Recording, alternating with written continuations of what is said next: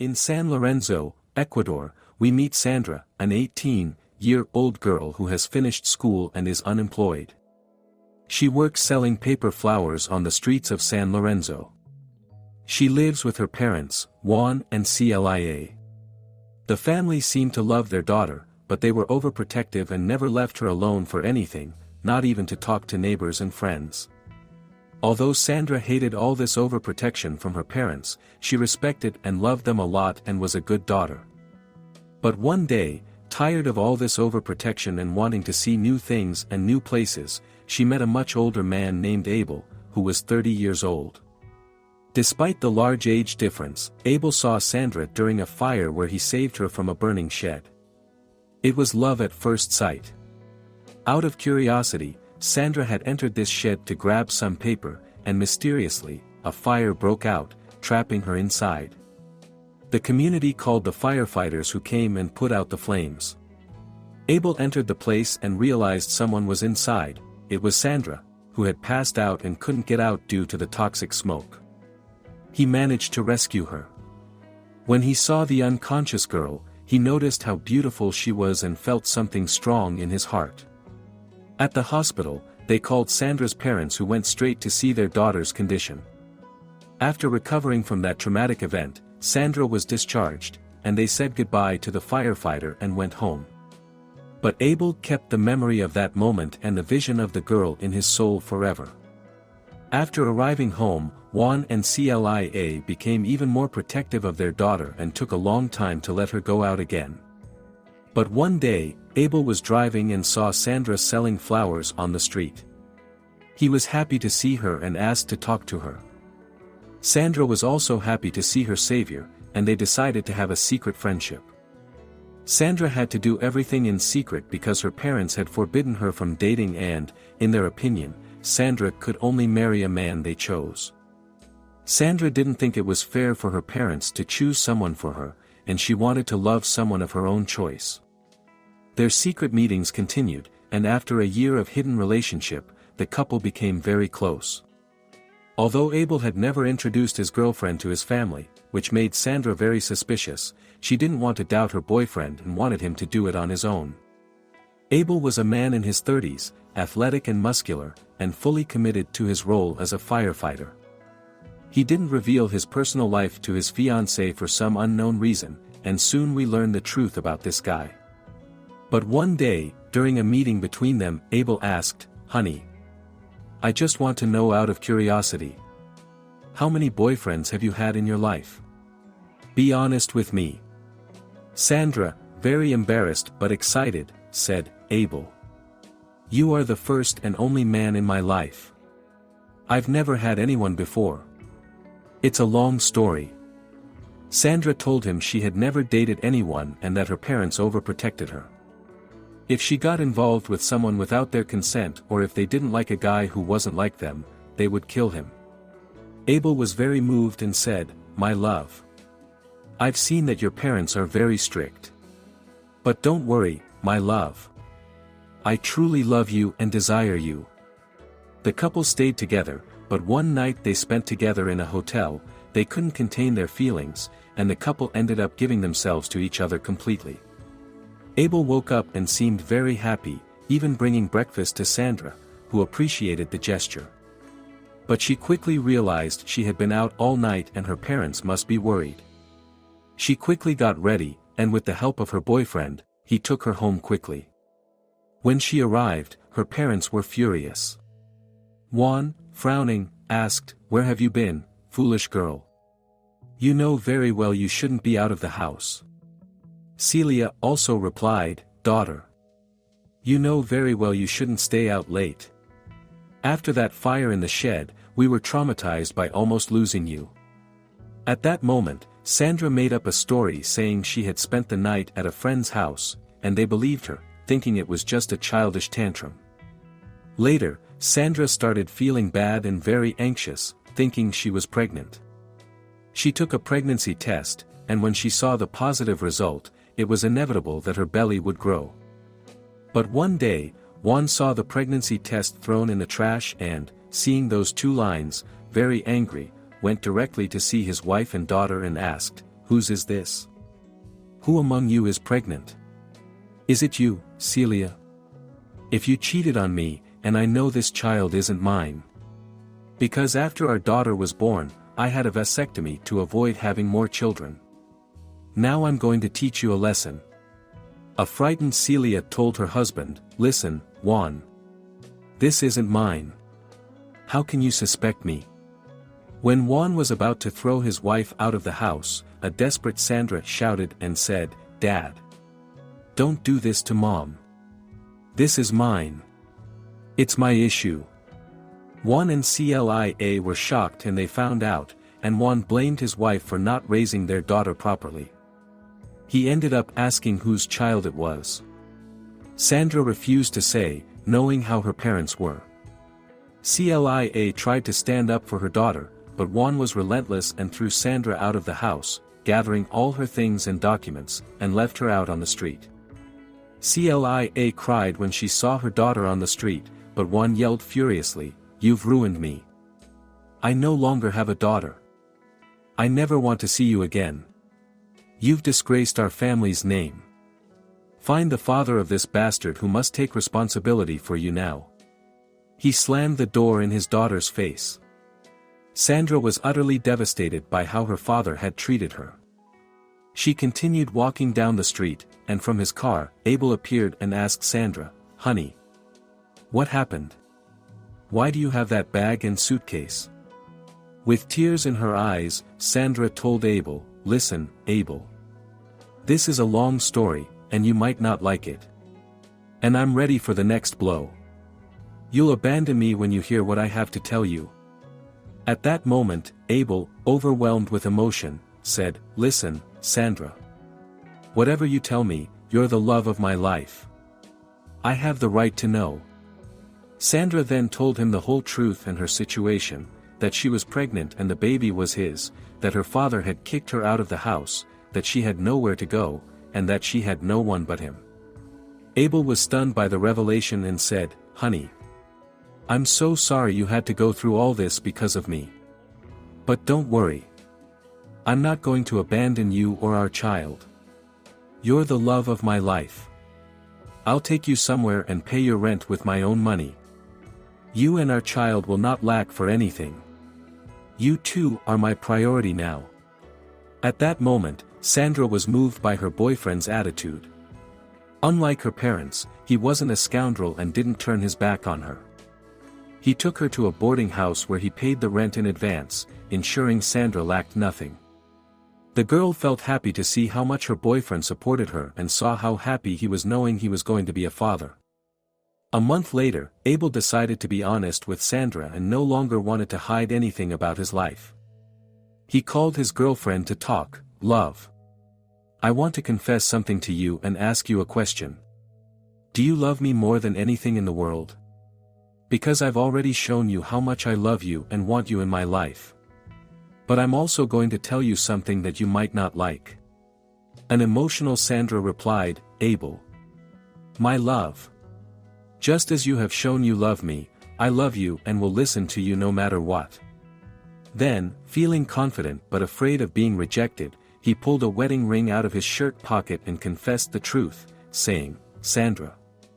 I'm a married man and have a wife. But I don't have children. But, please.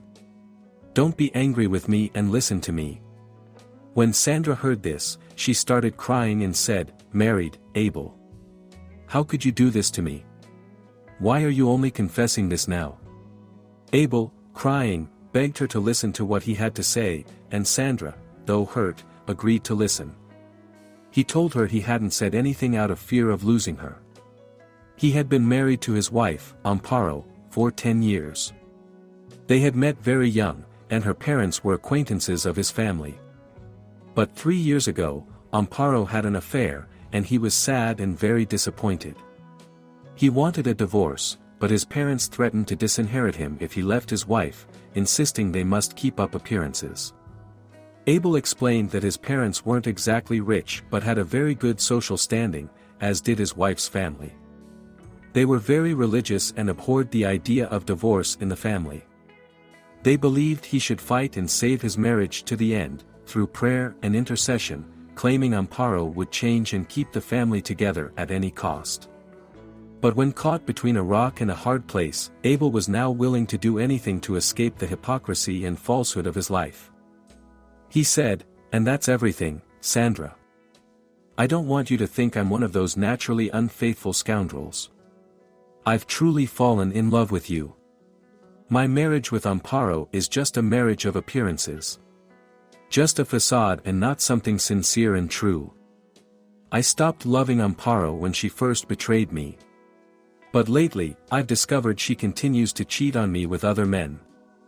I've been gathering evidence and screenshots of the messages she exchanges with her lovers. Unfortunately, my parents are narcissists and live a facade. But now I'm willing to do anything to get out of this falseness." Sandra was stunned by Abel's words and responded, "I'm sorry for everything you've been through. But I'm also surprised to know that all this time I was just a mistress and not the love of your life. I'm confused and don't know what to do. I'm perplexed by what you've told me." Abel responded to his beloved, "You are not my mistress. You're the woman I love. I don't want you to feel like you're the cause of a breakup.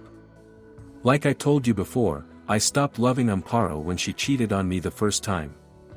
We don't even have kids, and she still cheats on me. My mom found out a long time ago that my dad cheated on her with a secretary at his company. Instead of leaving him and moving on, my foolish mom forgave him and stayed, saying she didn't get married to get divorced. My dad fired his secretary to please my mom. But I've decided I don't want that for myself or my life. I don't want to live pretending and lying all the time. I want you to know that what I feel for you is real love, not just an affair." Sandra was completely shocked by Abel's story and felt sorry for him. Sadly, Sandra said to Abel, "Love. Unfortunately, we were unlucky and born into strange families. We didn't choose our families. They were given to us, and we had no choice. All this to keep up appearances. This leads nowhere, only to ruin." Abel added to what Sandra said, "Exactly, love. Our baby will be born soon, and you'll be safe. You're going to stay in this boarding house to keep that crazy Amparo from trying anything against you. Or my parents. And now with this baby in your womb, who is my child, I'm going to divorce Amparo and leave this sham marriage. I don't care what my parents or my unfaithful wife say. I want to be transparent and not live a lie. I want to be truly happy." By resolving their differences and seeing his sincerity, Sandra gave Abel another chance. Abel wasn't lying. Amparo was an unfaithful woman who didn't respect her husband and manipulated the family's religious beliefs. While Abel continued gathering evidence against Amparo and planned to divorce his unfaithful wife, Sandra had given his life new meaning. Abel protected Sandra and, for her safety, asked her not to have visitors. Sandra agreed because she saw it was for her own good, but this wouldn't go unnoticed for long. One day, Amparo, the unfaithful wife, confronted Abel and said, "Where were you until this late hour, Abel? Why are you coming home late?" Abel boldly replied, "Listen, Amparo. I was on duty helping people. You know I'm a firefighter. And you shouldn't even bother asking what I do. Ever since you cheated on me 3 years ago, I don't trust you, and I owe you no explanations. Our marriage is just a facade, and if I'm with you, it's because my parents consider you their golden daughter-in-law. You should have married my brother Eduardo, their golden son, not me." Offended, Amparo replied, "You haven't gotten over it yet, my love. Your parents are friends with mine and know we have a good relationship.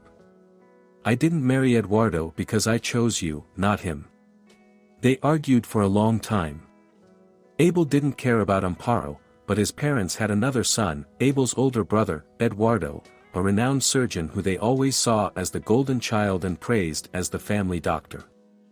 Meanwhile, Abel chose to be a firefighter, which disappointed them. They didn't approve of his desire to save lives, put out fires, and help people in danger. There was always a rivalry between Abel and Eduardo fueled by their parents, making Abel feel excluded and like the black sheep of the family. That's why Abel kept his relationship with Sandra a secret. His parents could harm her or their child, and Eduardo sometimes mocked Abel, saying he was the family's golden son while Abel was a disappointment. But Abel had had enough and decided he would soon leave that place, what he called a nest of abuse. In secret, Abel and Sandra's relationship thrived, and Abel happily caressed his girlfriend's belly. In that moment of celebration, Abel said to Sandra, "Listen, love. Once the baby is born, I'll divorce Amparo, and even if I have to, I'll go against my family's distorted beliefs, which are becoming unbearable. And when I get the divorce, I'll marry you. I'll request a transfer to another city. I know my parents will be furious and cut ties with me for leaving Amparo. Would you agree to move with me to another city?" An emotional Sandra replied, "Love. I'm so happy about the invitation. But what if my parents come for me? What about them? I miss them so much. I wish they were here." And Abel, consoling Sandra, said to his beloved, "Love, your parents kicked you out of the house, especially your father. Have you forgotten the awful things your father said? Of course, I'm no one to preach and I'm no saint. I was unfaithful once, and my wife has been unfaithful to me until today. But that was the first and only time I was unfaithful, and may God punish me if I ever cheat again. I want to break this cycle. I don't want a life of facade. I want something genuine and true. Let's move to another city and start fresh. I don't care what my parents say. Like I told you, don't feel guilty for thinking you're the reason my marriage broke up. I'm going to separate from Amparo soon. Forget about your family and let's move forward. Forget the past and don't look back. If they ever come for you, we'll welcome them. But if not, patience." Sandra kindly responded to Abel, "You're right, love. I'll move on. And I want to show you something, and I know you might not like it. I was going to buy some food and I came across this. It's no secret who your wife is because you showed me a picture of her, and I know her features. Look."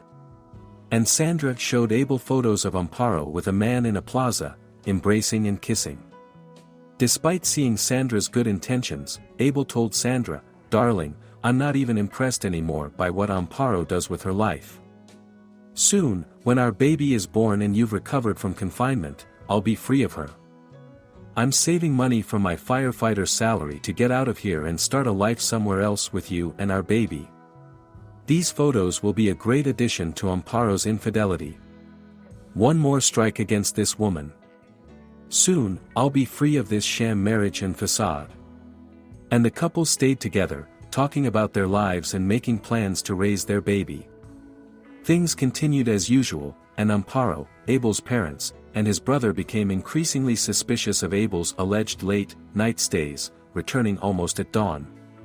Abel realized his family's mistrust and, to protect Sandra and their unborn baby's integrity, started texting and messaging her.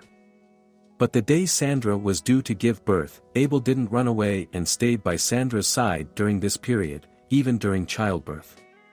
With great difficulty, Sandra gave birth to a boy, and Sandra and Abel named the boy Abel Jr., in honor of his father. Abel was happy with the birth of his son, Sandra and Abel were happy. The doctor arrived with the results of the baby's DNA test and said, 100% paternity, positive. At that moment, Sandra, very intrigued, asked, "Love, why a DNA test? That wasn't necessary. How strange." And Abel said to his beloved, "This isn't about you suspecting anything, love. It's to refute my parents, my brother, and Amparo.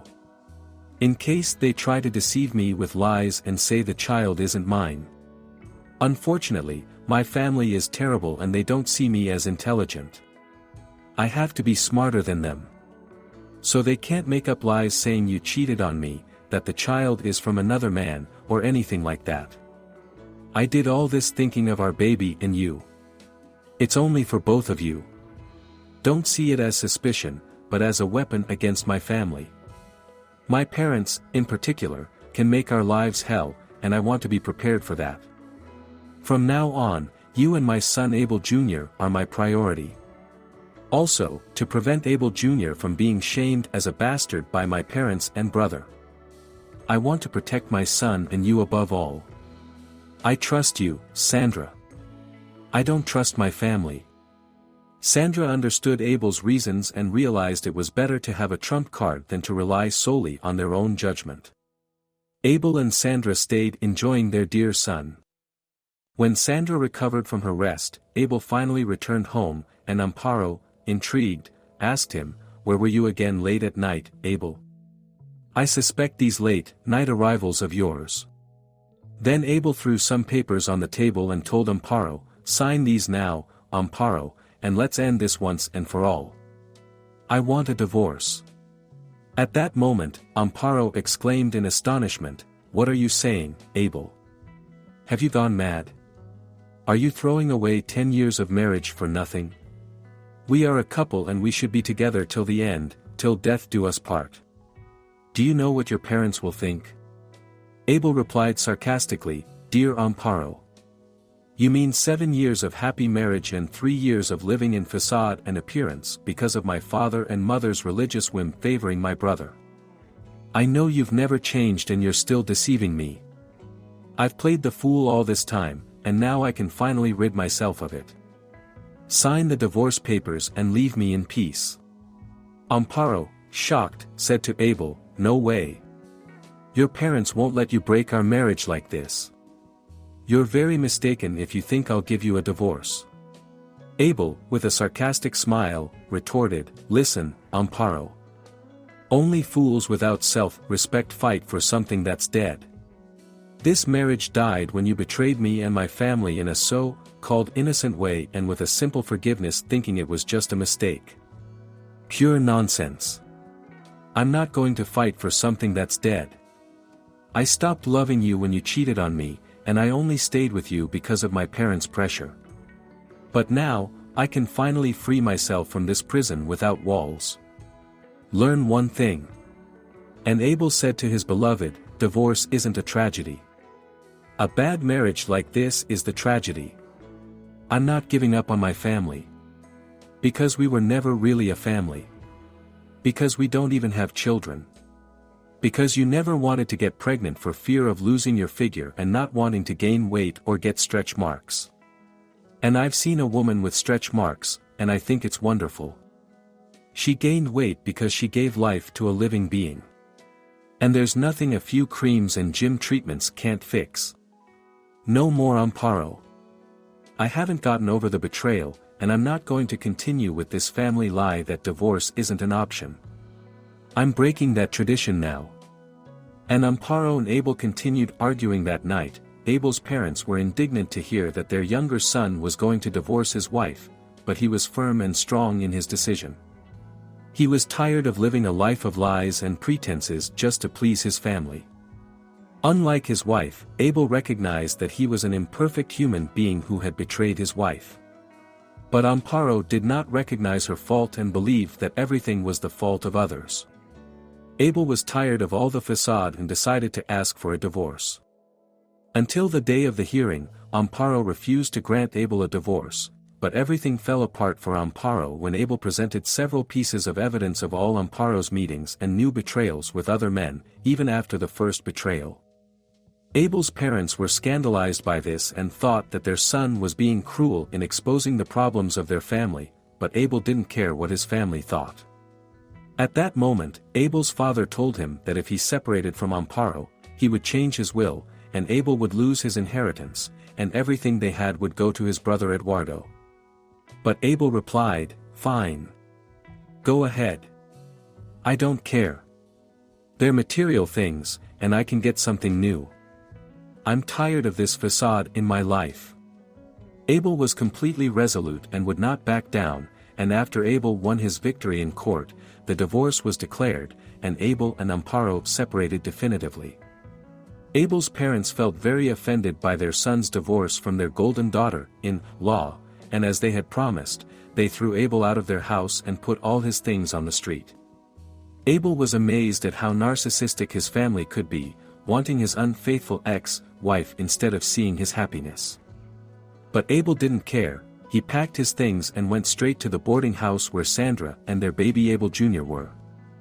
With a sad face but happiness inside, Abel told Sandra, "Love, I've finally divorced Amparo. My family is a disaster. But at least I have you, our son. And that's more than enough for me. Having the three of you is enough, and I don't need anything else." And Abel recounted the whole story of his troublesome divorce, the end of his relationship with Amparo, and how his family had turned their backs on him. Sandra was stunned, amazed, and sad all at once for Abel, and to console him, Sandra said to her beloved, "Love, I'm so sorry. I thought if your parents saw our son, they would love him and change their minds. I still think there's a way to avoid this." And at that moment, Abel said to Sandra, "Love, you've already experienced being mistreated by your family. Narcissistic people don't change. They're like twisted wood that never straightens out. It's a waste of time. What's important is that I have you and our son. That's what matters most to me. Think about it, my love. Let's raise our son to be a good person, with values and principles. And let's not let our son go through the same situations we went through. Think about it, love." Sandra understood what her beloved had told her and promised to always be by his side. Just as he had promised, Abel managed to negotiate a transfer to another city, fearing reprisals from his parents and Amparo. The fire department commander accepted his request. Abel, Sandra, and their son Abel Jr. moved away from that city and decided to start a new life. Sandra no longer had to remain hidden. With the money he had saved, Abel decided to help Sandra invest in something that could earn her money and make her feel happy and occupied. With Abel's assistance, Sandra decided to open a craft store specializing in handmade paper crafts, particularly paper flowers, which she enjoyed making and selling. Abel saw how happy Sandra was and how much she loved what she was doing. Over time, Abel decided to propose to Sandra. She happily accepted, and after a month of preparations, they were married. The couple lived peacefully and raised their son with all their love and care. They heard nothing more from their families, Sandra from her parents and Abel from his. However, news soon reached Sandra and Abel through the newspapers that Amparo had attempted to embezzle money from Abel's parents' company into a personal account and was arrested. Abel realized that karma had caught up with his family, while Sandra learned to be a wife and mother with Abel's unwavering support. They were both very happy. When Abel Jr. turned 5, Sandra gave Abel some wonderful news: she was pregnant again. Abel was thrilled to have another baby in the family, and when the pregnancy came to term, they had a daughter named Laura, which brought great joy to the couple. The family decided to move forward with their children and tried to forget the wounds of the past and the harm their families had caused them. For Abel, it was better to keep his children away from contact with their maternal and paternal grandparents for the sake of the children and for the well-being of himself and his wife, Sandra, and not let the past disturb their lives. They were happy. Very happy. Moral of the story: one should never submit to a facade relationship just to please family or anything else. One should never fight for a relationship that lacks the active flame of love. The moment something goes against the principles of a relationship, it becomes like a blown-out candle, just as the wind of infidelity extinguishes the flame of love.